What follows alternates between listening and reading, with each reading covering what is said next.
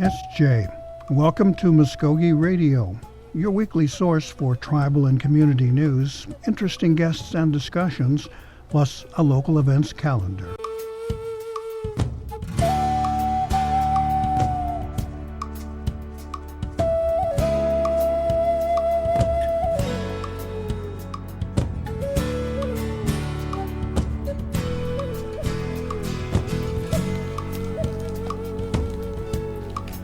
SJ Stongo, Gary Fife, Joho Jefkados, Mvskoke Radio, Mabo Hijid Wedskit. Welcome to our program here when we're still calling on folks to come brave the unfortunate natural occurrence we've got to deal with, the COVID-19. It's still got a lot of things hung up and a lot of people kind of hurting for work. But, and it affected our schedule also here today. So here's what we got.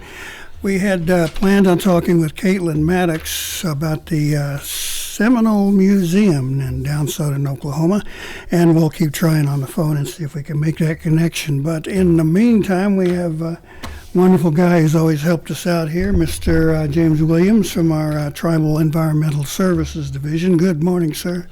Good morning, Mr. Five. How are you this morning? A little rattled. Well, sometimes you have carefully planned things like our schedule today, and all of a sudden, hey, where is our guest? Well, we'll keep trying and see if we can come up with that. But in the meantime, we thought we'd go ahead and proceed with the other scheduled discussion we have. We were looking to talk about the annual Earth Day and a Saving the Earth in the Office program, but I understand a lot of those changes have been made because of our situation. Yes, we were here today to talk about our Earth Day, the 50th anniversary of Earth Day, and what the Mvskoke Creek Nation does in honor of that to celebrate Earth Day. And we had two big events coming up on Friday, the April 17th, which is now postponed. We were going to have a tree planting and a community cleanup. We were going to give out some trees. We had about 100 trees. We were going to try to give out and plant some, but of course that'll be postponed. And then our cookout at our recycle center and our community cleanup will also be postponed. And that's usually a good time. We have quite a few volunteers from the Mvskoke Creek Nation come out and help us clean up on the loop and out by the New Morse Highway. And we were so looking forward to that, but it's just not going to happen this year. Mvskoke Radio. The following week on Friday, April 24th was going to be our recycling event at the Recycle Center. Of course, that's postponed also. But we will also go ahead and put that in the works. But we still want to talk about that also, about what we were going to do, and we'll just have to postpone this about a month. We were going to take the white goods. We were going to take the white goods. With the washers and dryers and old refrigerators and whatnot. We were going to take e-waste, the electronics. We were also going to take car batteries, electronic batteries, A, B, C, and D. We're going to have a tire collection. Of course, we're always going to collect cardboard, paper, plastics, ones and twos, and aluminum cans. And then we will have a secure paper shredding provided by American Document Shredders. But we're just going to postpone this about a month. Hopefully we'll try to get this in before the end of May. We had to postpone this once before, and it was a couple years ago, and we backed it up till we did it the week before the festival. But this year we're going to try to get that in around the 21st or the 22nd of May. I think that could be our dates we'd shoot for. I think that the community cleanup, we would try to get that in on May the 15th, which is a Friday. And then the recycling event, we're going to try to push that back to the 22nd of May. Hopefully we can get this in.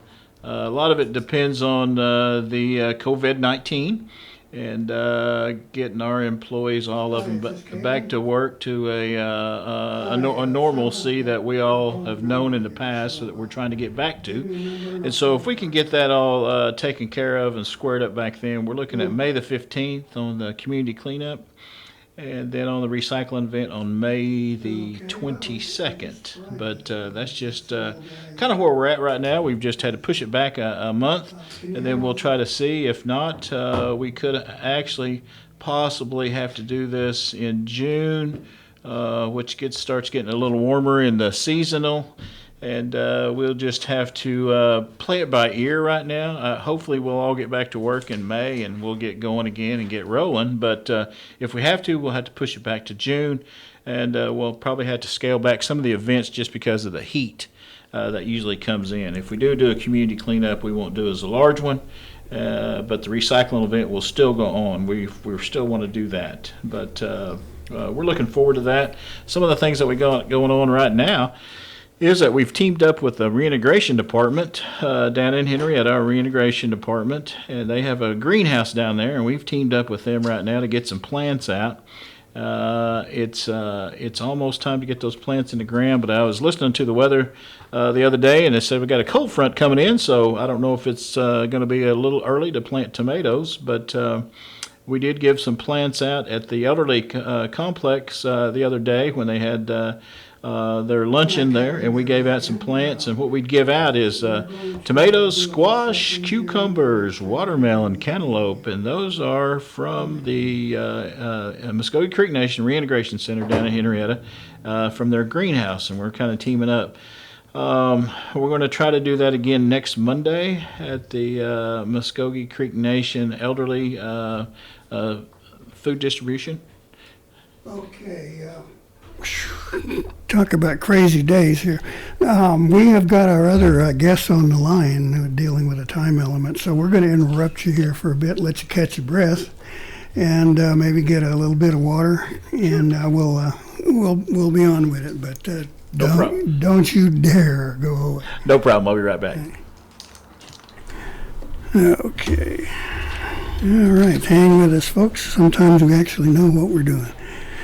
Caitlin Maddox, are you there? I am here. Okay, great. Yeah, back on schedule here. But somehow I got a mixed up digit in the phone number.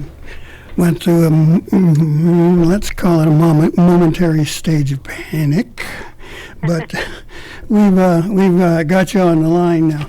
We wanted to talk to you about the Seminole Museum and kind of find out what's going on there. Now, first of all, I understand this is a kind of an independent nonprofit project, right? That's correct. Yes, we are a 501c3 organization. We dedicate our time to this vision of combining ethnological programming and educational outreach to the communities. We have seen other tribes open up similar enterprises, projects of development, historical libraries, if you will. And curious, we hadn't heard much about it in the past. So, go ahead. We're kind of hoping you could tell us what it's all about. Well, the Seminole Nation Museum was established in 1974. It's the base operation of the Seminole Nation Historical Society, whose mission is through the operation of the Seminole Nation Museum to protect, preserve, and promote the history and culture of the Seminole Nation of Oklahoma and its capital, Mvskoke. So we are not only the housing station for the Seminole Nation Museum, but also for Mvskoke history in general, and also a lot of Mvskoke history. That's kind of sounds like you're about the only operation like this in that particular part of the state, right? Well, I mean, we have a few independent areas as well. We have some, Seminole Nation does its own area. Mm-hmm. It doesn't really have a cultural center, which is why we established this one here. Mm-hmm.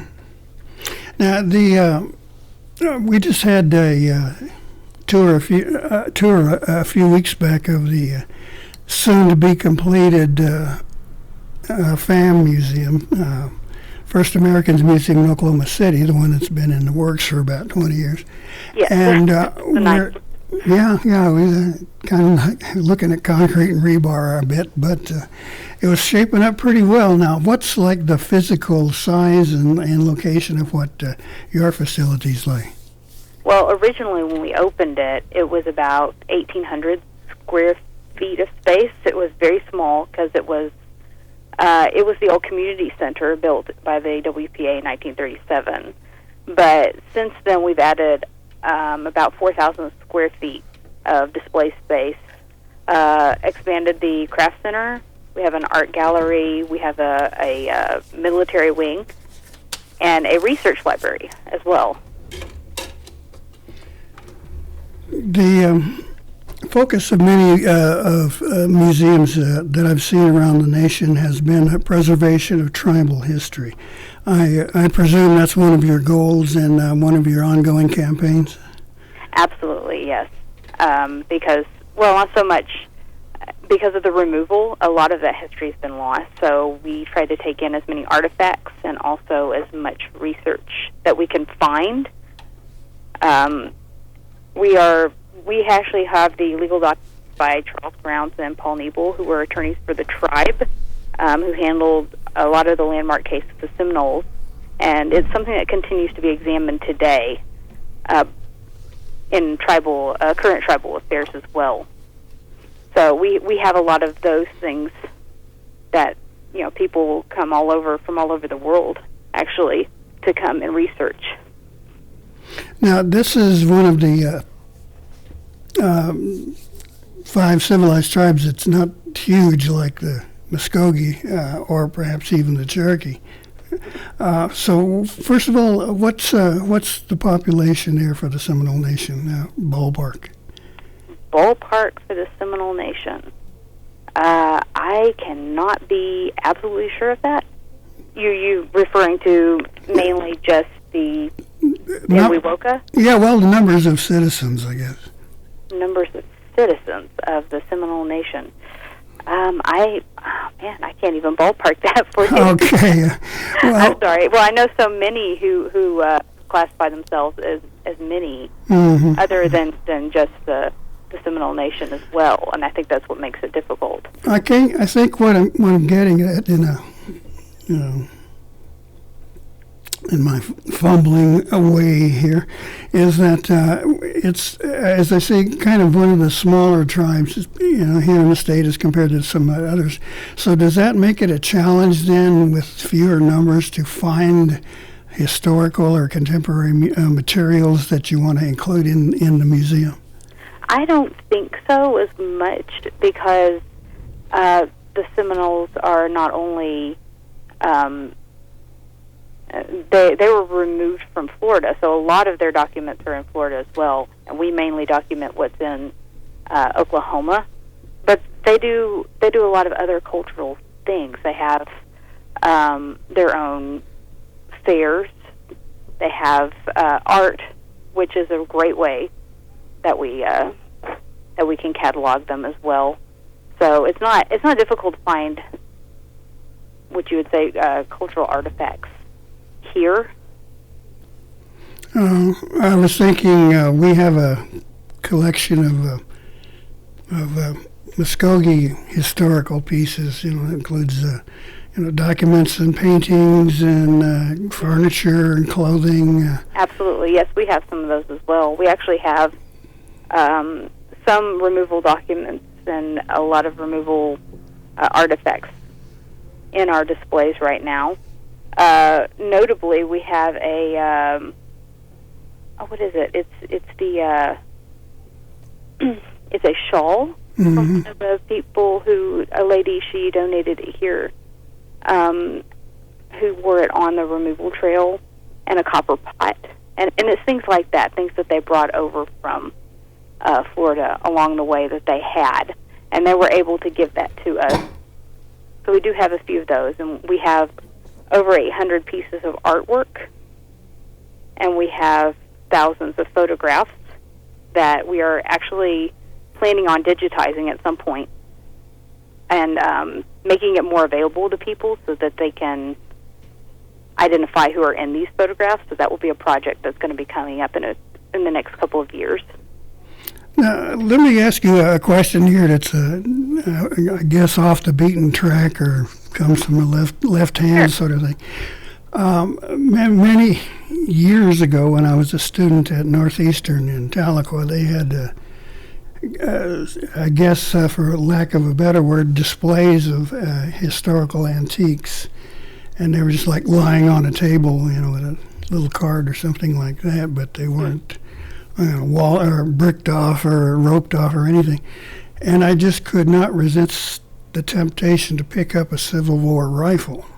Oh my goodness! And it was strange, because when I picked it up, I thought, I guess a student or a fan of some of those things, and it felt like there was a tingling or something going on there, and I was in my hands while I held it. And I'm thinking, this has got to be the connection to this particular piece and perhaps to the person who may have used it or whatever. And when I went away, I had a heightened sense of almost responsibility for caring for this sort of thing. In other words, a personal involvement. So what I guess I'm making a long question out of a short one. Do you ever get attached to some of this stuff and some of the materials that you have in the collection? Absolutely, yes. For me, actually, it was Civil War swords. We have a few Civil War swords, so it's very similar to that. It was 10 years ago. I worked here originally under a program while I was going to college, and I got to hold one of those. And there is that exact feeling that you described is the reason why I went into history in the first place, the reason why I went into wanting to become a collections manager, a registrar of a museum, because I really wanted to be surrounded by that feeling all the time. It's very addictive. And it's also, like you said, a sense of responsibility to preserve these artifacts. So I have certain paintings I'm very attached to, definitely anything relating to the Civil War. The military room is probably my favorite. I do occasionally get to clean those display cases out, and you get to handle the objects that are in them. And you feel a lot of care for them, and not just responsibility, but this longing to share what these things mean to other people. Oh my gosh! Well, it's just not me that was feeling crazy then. Huh? But from that point on, I had a deeper respect and love for these kinds of things. They kind of have like their own little vibration, don't they? Yeah. Knowing that they've seen so much more than you ever will in your lifetime. Mm-hmm, yeah, like all these questions went through my mind as I held this historical piece and wondering who carried it, who did it belong to? What was their name? Did they get to go home? Right, and perhaps a little darker side of that is, is this particular weapon responsible for how many deaths? Yes. Did they have to kill somebody? We're getting way off the subject here, but we could probably do that all afternoon. But absolutely. Now, as you send a message out to the public, meaning the non-native population and audience out there, what is the message you want to put across about this museum? Mainly that, especially during this time, it is very, very difficult to run a museum during a pandemic. Because as being a 501c3, we really do rely on the public. But it's so much more than that. It's this feeling of sadness that we cannot at this moment be open to people who would want that distraction. But really, this museum and museums in particular and other nonprofit organizations, we really do a lot for the community. We co-founded and continue to sponsor the Sorghum Festival here at Mvskoke. It'll be October 24th, hopefully, this year, if it is not canceled. We bring about 20,000 people, to the community, and it's a small community. And we also have our Play Day. We just started an annual Play Day, which is a pioneer for area learning. For learning for area youth. Which is will be our second year this year, and it's basically the same demonstrators that we use during the Sorghum Festival, only we have the schools bring the school children in. And we had about 300 students last year who got to have more one-on-one time with these native demonstrators and get to learn something and have some fun. And, that's what small community nonprofits do. And the museum has done so much for not only the Native American people through our displays and through demonstrations and everything, but for the community as a whole. So I guess all I'm saying is support your local nonprofit. Yeah. Well, you mentioned that educational process, and that's so important these days. I mean, even today there are people who are incredibly ignorant about their Native American neighbors.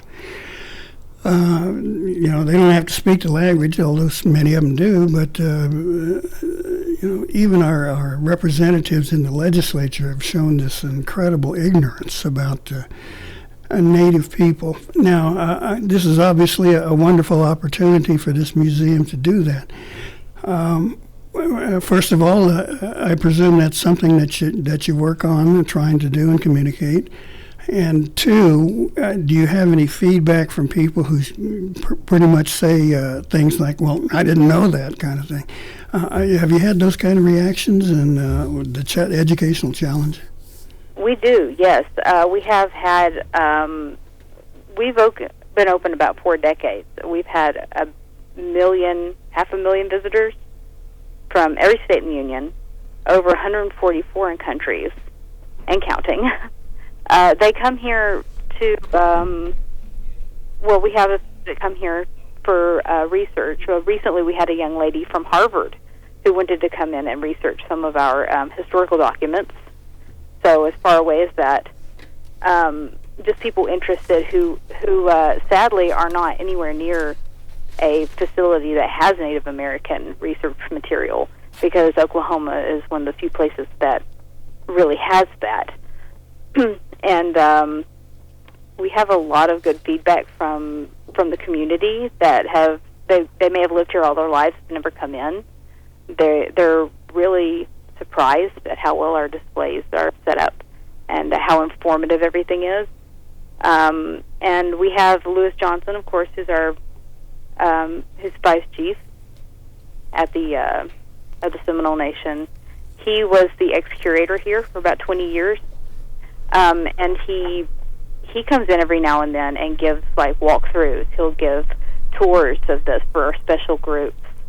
He'll come speak at our reception openings, and he's just a wealth of knowledge for the people who come in, and he always makes time to sit down and discuss things with people. And we have just individual historians who are just doing it because they're curious, who come in and we're able to help them out. And sometimes they're able to help us. Sometimes they tell us things that we don't know, and we like that because we like to incorporate that into what we already have. Let me jump in with this. That challenge remains. There's so many things that happen that people don't even think about, the people who are here first. It's like in a recent Imagine That campaign launched by the state, they had this, really beautiful commercial and voiceovers and the copy that says, since 1889, Oklahoma has blah, blah, blah. And of course, the native peoples were furious. It's like, hey, whoa, hang on there, suckers. There were people here before 1889. Oh, yeah, much longer than that. Yeah, and then you better figure out how you got a hold of the land, whose ground you were racing over.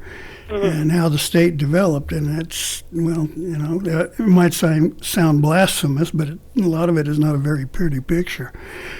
Absolutely, and we do not try to to paint, the most glorious picture. Thank We you. make sure that people know that, this is the city of Mvskoke. It was settled in 1849 by John Horse, Mm-hmm. He was a freedman leader, and he was trying to seek autonomy from the Creek Nation. We like to let people know that, and this is the history of Mvskoke. This is where it came from.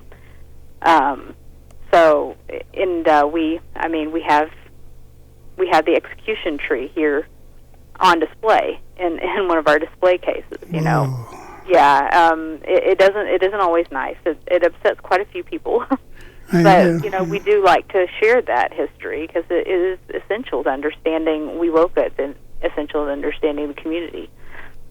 Its development, unfortunately, sometimes has roots like that. Instantly I'm thinking, the Holocaust or, of course, the entire Trail of Tears debacle and, Absolutely. the Navajo's Long Walk and things happened in Oregon with Modocs up there. So, but you don't dwell on it, right? I presume there's a shiny side of that coin that you love to share? Well, it's just that we're happy the community understands this. Every one of them, are not proud of, the history. But that's why we work so hard to preserve these nations' artifacts and these documents and everything, and to educate people on the more traditional side of the community, the population here that is native. And we try to, display that in our artworks and in our artifacts and the stories we tell. We have documents as you walk in the door saying, here's the history of Mvskoke, here's where the museum came from, this is what we're here for. And anyone who comes in and wants to discuss these things or wants to research further, we try to guide them to the right direction because we believe it's very important to understanding not just this tribe, but also this location. Well, it sounds like you've achieved some success there in educating your neighbors down there and visitors who come through. What do the Seminole citizens think about this operation? Is it something they point to, or while you're down here, you might have to go to this museum, or otherwise take it under their wing, so to speak? Well, we have a lot of the native people who, well, for one, a lot of them who work for us. Mm-hmm. So that's they come here because it's a familiar place with familiar faces. We have a really great gift shop that's not just a gift shop for souvenirs, but also sells native craft supplies like bric-a-brac, beading. We display. People will come in and they will sell us their Seminole patchwork. They'll sell us turtle shakers, just things that aren't souvenirs, but are things that native people of the Seminole tribe want to come in and see. And their jewelry, we have their jewelry. We have Seminole artists who come in who are local, who sell their jewelry in our gift shops, their crafts in our gift shops. We have people who make soap. We have people who make just all kinds of things that we shuffle through this museum, so that it's not just a pitch to tourists. It's very much community driven, Mm-hmm. and so we get a lot of good feedback from them. They come in, they buy from us. We have a lot of independent scholars who come in, or people who work for the nation who are doing independent research on a project who come in and want to discuss things. They bring people in who are also curious about these things to go through our museum, and overall they're very grateful that we have something like this that they can share with the younger generations. We keep hearing about that this is a great place for the younger generations to come learn. And we try to have Seminole classes. Recently, we had Seminole history classes here through March. People could come in on the weekends, and Ted Underwood is our historian, and he can, he has a really great class set up to teach Seminole history. That's a wonderful thing to hear, particularly about the children. Have you noticed, I guess heard, felt the feedback perhaps from those little ones? From the children? I'm sorry. Yeah, from the children. Yes, absolutely. They come through here and they absolutely love it, especially on Play Day. We had Play Day. It's always going to be the day before Sorghum Festival, so we already have the native demonstrators who are here during that festival, and we have them the day before, and they're available to these children. And like I said, we had 300 children, and they absolutely loved it. I mean, they came in, and it was raining outside, so we had to move everybody inside. We had a young gentleman, I believe he was from the nation, and he was teaching them to play stickball in the middle of the main Seminole wing. And he was teaching them some Seminole words to call out when they threw the ball to distract the other team. And the girls set up on one side and the boys on the other, and explaining to them that this is how it was played. The young girls, they didn't use sticks; they had to use their hands. Mm-hmm. And I was a little concerned that they may break something, but they had such a good time, and they learned something that day. Yeah, from what I've heard, some of the girls play a lot rougher than the guys do. Oh yeah, they do. But they get bruised and everything because they hit them with those sticks. But yeah, they have to throw harder and wrestle harder because they don't have anything to defend with. So yeah, they play just as hard as the boys. They were doing a great job. The location there in that part of the state, I think, would be something that would be useful in drawing visitors and tourists to that part of the country, and giving your local native folks, a kind of a central point to gather, to celebrate, to have fun. Has that sort of thing worked out the way you wanted it to? I mean, are you an attraction there, so to speak? Absolutely, yeah, because we are more centrally located in the state, and that really helps out because we're also about the same distance away from every other tribe and every other cultural center. And that makes it easier when you're talking about setting up exhibits, like Red Earth, for example, Oklahoma City, and we're collaborating with them on Mvskoke Voices. And this exhibit is going up fairly soon. It's supposed to already be open, but circumstances. But because of where they're located, it's very, very easy for us to get hold of them.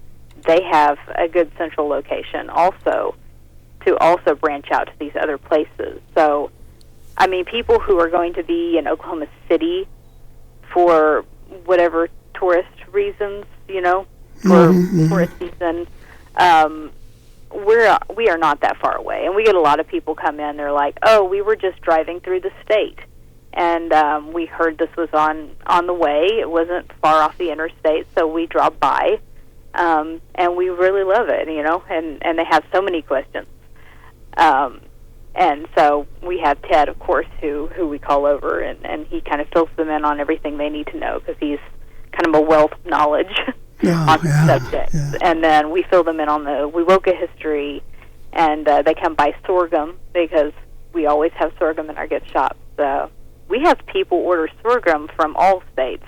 Wow. I just sent some bottles to California the other day, and they just know where we are. So we are a really good central location where we're located in the state to kind of get feedback from everyone, and also to get people off the interstate who are just coming through, going on their way to California usually. It sounds like, of course, the old phrase location is working well for you there. Now, I guess we're going to have to wrap this up, but sure. Before we do that, if there was a word, perhaps, or a message, or even an invitation to our listeners and others who may be interested in the Seminole history and culture, what would that be? Just that we are very much trying hard to have a larger digital presence. We're trying to have a larger presence overall, a better outreach towards all of them. And this is something we figured out when we started the history classes.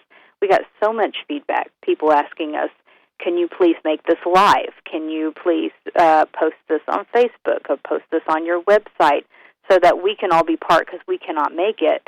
And especially during this pandemic, we've really discovered that we need better outreach.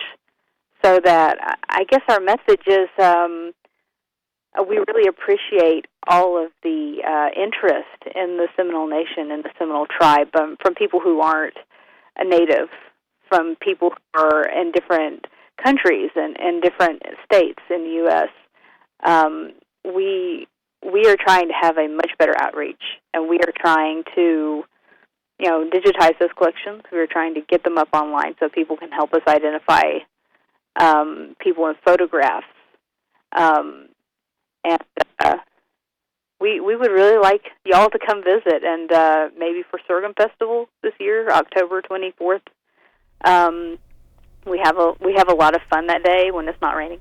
Oh, yeah. And when it is, when we manage. But yeah, we're definitely wanting to reach out to them more, and for them not to be afraid to reach out to us as well, because we do our part to get them whatever they're needing. Well, let's see if we can do our part real quick. Give us that website address and a phone number. Okay, our website address is the SeminoleNationMuseum.org. Not the Seminole, but SeminoleNationMuseum.org. Our phone number is 405-257-5580. You can also find us on Facebook, Twitter, and Instagram. All right, wonderful. Caitlin, I'd like to come down sometime and maybe take a look myself. It sounds really good. We would really love to have you, Gary. All right. Well, and of course in Mvskoke we say Mado. Mado. Okay. Thank you very much, Caitlin Maddox, who's the Collections Director for the Seminole Museum. We're going to take a short pause here, and then we'll continue our discussion with James Williams about some of the environmental things going on and the challenges and directions here in Okmulgee. So stay with us here on Mvskoke Radio here on Demaru. Who am I? Am I Indian? Just 'cause I'm a girl from the res, don't make things up about me. What if I move away? Then who am I? Some kids try meth just to escape, but then I think about my grandma, my little brother, my beadwork, my poetry, and I think, I like who I am, and I know meth is not for me. Check out ncai.org, a message from the Partnership for a Drug-Free America and the National Congress of American Indians. Okay, well, we were trying to slip in something on a CD, but that wasn't going to cooperate, so we'll bag that for the moment. And welcome back, Mr. James Williams. We got a bit interrupted there, but thank you for your patience, sir. We believe seat in the pants of radio like this is a real test of one's character. And so are you looking pretty good there. Now we were talking about some of the activities that are normally put together for Earth Day, which is, first of all, is being postponed. It's being postponed. All our Earth Day events are being postponed. We had two events coming up. We had one that was going to be a tree planting and our community cleanup event on Friday, April 17th. That's been postponed. We're shooting tentative date on that. It'll be May 15th. And we're hoping to get some of our volunteers back right now at the Mvskoke Creek Nation. We are a shelter-in-place type with some essential departments still open.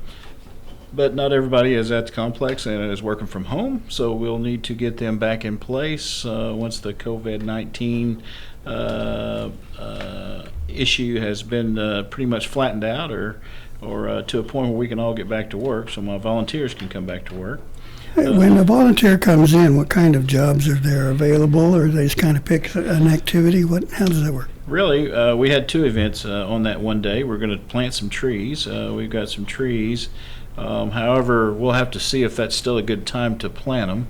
So we may just end up with a community cleanup event, but we always meet at the chief's office a little after lunch, and then we'll clean up the loop. And down by the, just right past 20th Street, down there by Walgreens, going toward Morris, we clean up that area too, all the way past the hospital.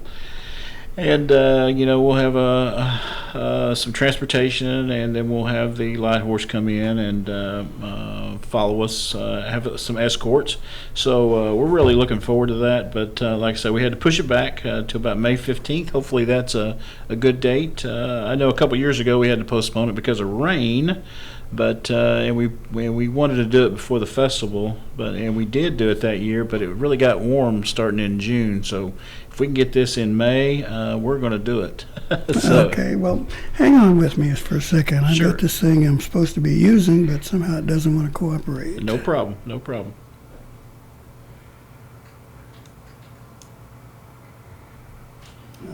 Okay, well, it was a good idea, but we'll have to rework that one, I think. Okay. Now, the Earth Day itself, we're looking at the 50th anniversary, right? And why is that such importance for this tribe? I know when I was working with the National Native News Program, we would get calls from different reporters or people saying, what are the Indians, quote unquote, doing for Earth Day? And I said, Right. probably watching TV or something. But what is it that makes it so important here? Well, I think the importance in being Native American on Earth Day, we have to step back and reflect and see what Mother Earth has done for us and what we can help Mother Earth also, as in cleaning up different things that may trickle into the waterways and actually get some stuff off the highway to make it look pretty good. Actually, we're in about our 7th year of the Earth Day events. However, the Earth Day's been around. This will be his 50th anniversary, and being Native American, we wanted to do our part also. As in the Earth Day for cleanup and, like I say, tree planting and recycling.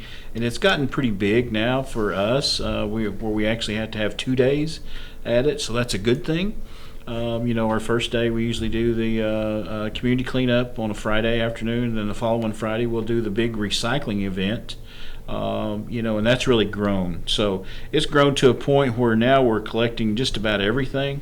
We're collecting e-waste, we're collecting white goods, washers, dryers, refrigerators, some dishwashers. We're collecting car batteries. We're collecting electronic batteries, cell phone batteries. We're collecting A, B, C, and D. We're collecting tires. We're still collecting cardboard, paper, plastics, 1s and 2s, aluminum cans, and then we're also offering a free secure shredding provided by the American Document Shredding on the second day. So it's really grown at the Creek Nation. The very first year that we threw this out there, we did get a whole lot of volunteers to do just the cleanup part of it. That has since then has trailed off a little, but we still have our core group of about 30 that always come out. We sure would like to have a few more volunteers, but if we don't, we'll use what we have, and we're appreciative that those people are allowed to do that through their departments, and our administration is we have full support, chief, second chief, and council, and some of the cabinet members. So we really just enjoy their support, and we'd just like to take advantage of the good weather. Also, we have a master gardener coming in on that recycling event, and they're going to have a soil health workshop that day, and that's with the MCN Conservation District, Ms. Patricia Killian's group. And some of the other people that we've paired up with this year, if I do have time, I'd like to list some of these sponsors that help us out. Fastenal, they always bring some water. USDA, we've got a little grant there that's going to supply some food, so we're going to have food anytime. We're kind of like Methodist. Anytime we meet, we eat. The Oklahoma Sofky? Yeah, no, probably just grilling some food. Okay. The Youth Council is part of our sponsorship this year. The Okmulgee County Conservation District, The OG&E was donating the trees, and we also team up with the Keep Oklahoma Beautiful, and they provide some trash sacks and gloves for us. So there's quite a bit of that goes into this with all these different people that are coming on board with us, and we just certainly appreciate all that they're bringing to the table to pair up with us to get some stuff done. Tree planting, soil health, community cleanup, recycling event, food for both events. We'll have food and some game prizes. And also, here at the radio station, Mr. Brooks usually comes out and does a live feed out there, so we appreciate you guys also. Right, I like to stop in and say howdy and catch them outside the studio thing. Yeah. Let me ask you a couple of things here. First of all, this is for residential customers, so to speak? So to speak, it's for residential customers, and we open it up to just about the whole county. Not just to tribe. We want everybody to take advantage of it. The more people we get, the more items we get to collect, and the more items that we'll deter from the landfill. Yeah. And so if we can keep these items out of the landfill and recycle them properly, hey, that's a win-win for us. That's a win for everybody. It's a win for the tribe, for the city, for the county. That's always a good win. Are commercial outfits allowed to drop stuff off? They are, but it would have to be on a limited basis. We do a tire collection, and that's mainly for residential tires. We can't have any tire shops or anything like that.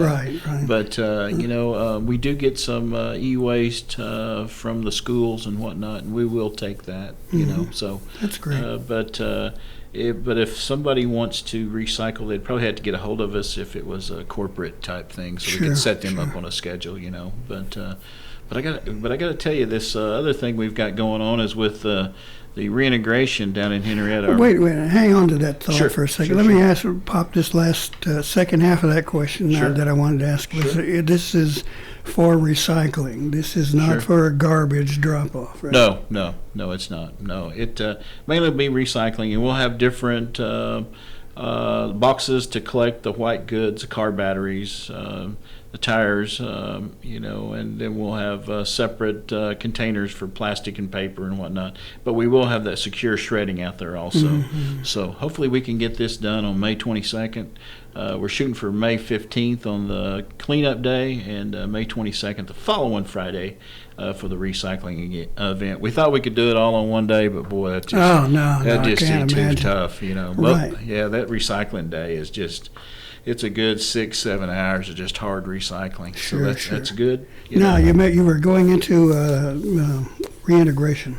Reintegration, we've teamed up with Mvskoke Creek Nation Reintegration down in Henrietta. They have a new greenhouse, and they've allowed us to come in and plant a few plants. And now those have come up, and we're trying to give those out. We just last Monday, we were at the Mvskoke Creek Nation Elderly Complex, just north of or just back behind the housing building, where the seniors come for their lunches. And we gave out some tomato plants, some squash plants. Also, we had some cucumber, watermelon, cantaloupe plants that we've planted down there, and they've also donated some plants too. And we didn't give them all away, so we're going to try it again next Monday. And if I have any left, I'll give you a holler next Wednesday and tell you where they can come and get them from us. Any black diamond watermelons? I'm really not for certain what they were. It just says watermelon on that tag, but it really doesn't matter to me as long as it's good and cold. Okay, but the black diamonds are the sweetest. Those are the primo right there. Right. So, but we're looking forward to that. We're looking forward to working with the reintegration group, and we appreciate all of what they do and what they stand for, and the use of the greenhouse is awesome.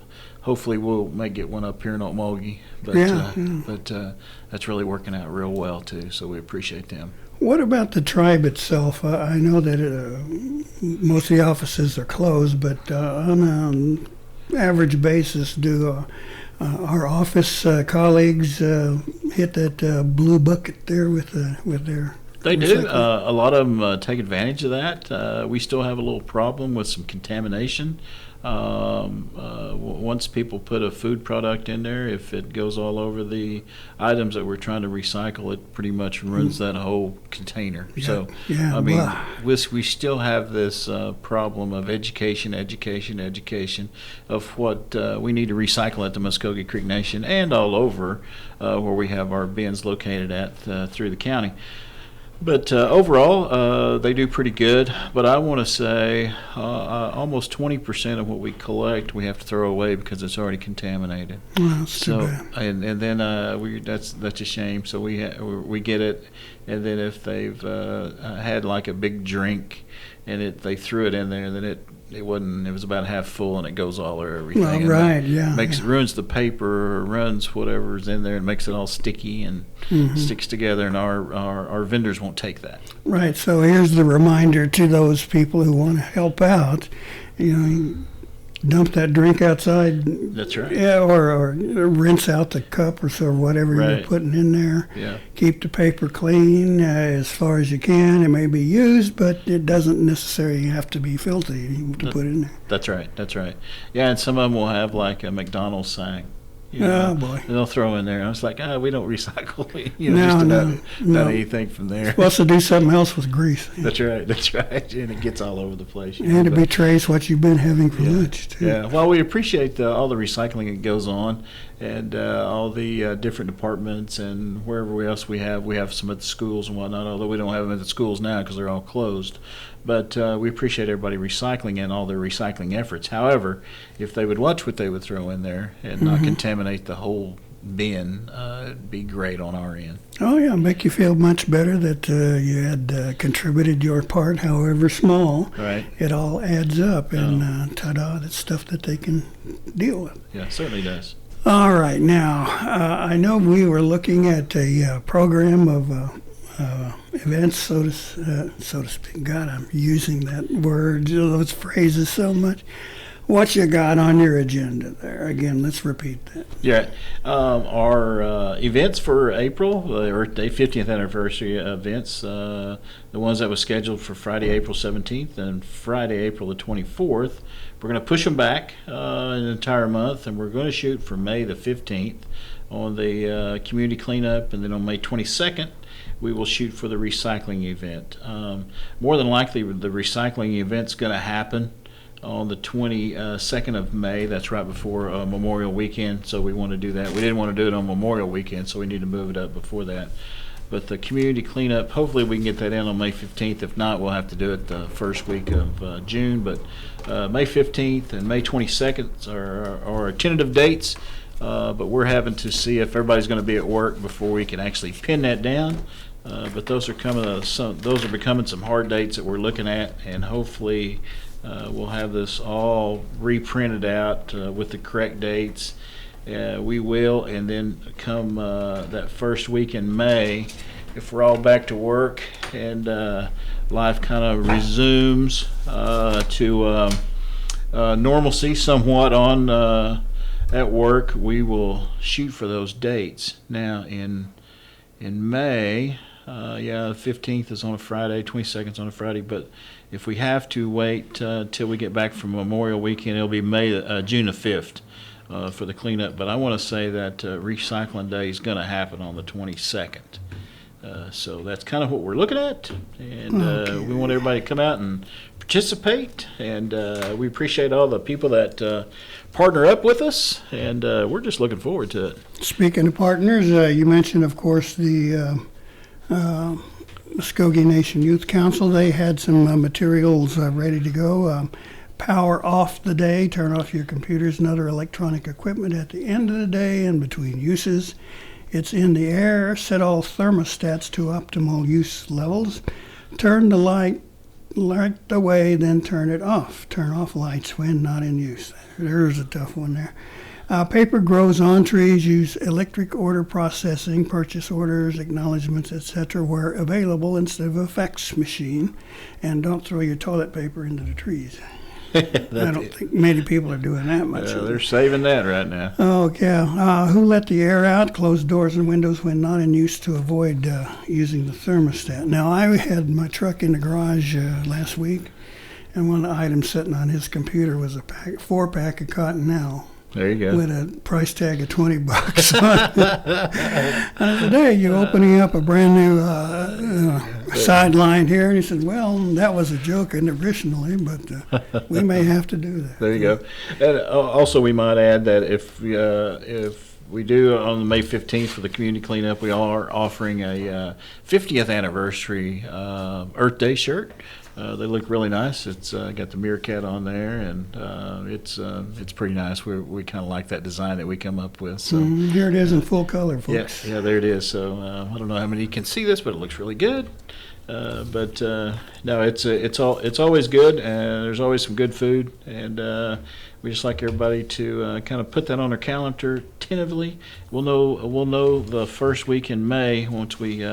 Hopefully we get back to a little normalcy, but if not, we'll have to postpone again. But we're shooting for May 15th for the cleanup and the 22nd for the recycle day, but we should know more on May 1st or May the 4th, and then I'll be back up here. Hopefully I can come the day before or something and plug it again or push for some, make that plea for some volunteers, and I will do that. Depend on your schedule, Mr. Fine. Yeah, well, let me know ahead of time. And that goes for all of our listeners. If you've got something that you think might be worth the discussion here on Mvskoke Radio, let us know ahead of time, because the last-minute scheduling doesn't work real well sometimes, like today. There you go. Okay. We'll make it work. All right. Well, I tell you what, let me go back to work here. Okay. Thank you, Mr. Williams. We appreciate you dropping by. I appreciate all the good stuff you and your crew do. Sure. And good luck with it, and hope we got a lot of volunteers turn out. I'll do it, too, and thanks for having us. Okay. Thanks for having us. All right, now we have some updated information here to share. Of course, the last few minutes we have, of course, the Creek Nation extends its temporary closing of the... Thanks for the guitar, flute and guitar there, guys. We have, as I was saying, casinos are closed until the 15th, and we'll probably know better by then. Some idea of when we may be back in business. And let's see what else we got here. Of course, many of you may know by now that the Creek Nation Department of Health has implemented new pharmacy policies in response to COVID-19 crisis. So if you need to get your prescription refilled, you can get it done automatically. Patients should request all prescriptions be mailed 7 days prior to their last dose, so you don't get caught running out of something, which I have, and you don't want to do. All right, what I'd like to do for perhaps a break here before we leave you is that we'll remind you that we're all facing a really crisis. In some cases, it is life or death crisis. And I got a call from a lady the other day who was spreading the word that she wanted all Native Americans and community members to take a moment to perhaps ask for some more divine assistance and more blessings during this time. And I'd kind of like to pass that on to our listeners here today. So ask you for the next half minute or so just to contemplate, as is your own fashion, a way of asking for help and thanks for all of our people here in the state and the country, indeed the world. So stay with me here. I'll be back in about a half a minute.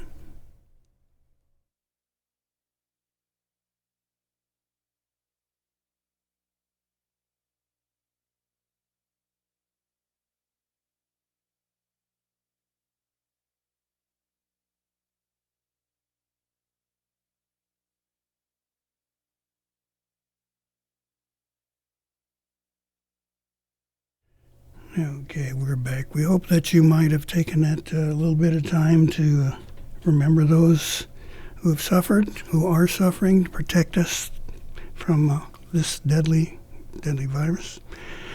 And ask for help, and always give thanks, and in your own fashion. And we hope that our Creator will indeed watch over us. So let me get out of here. We want to thank you again one more time. So let's do this.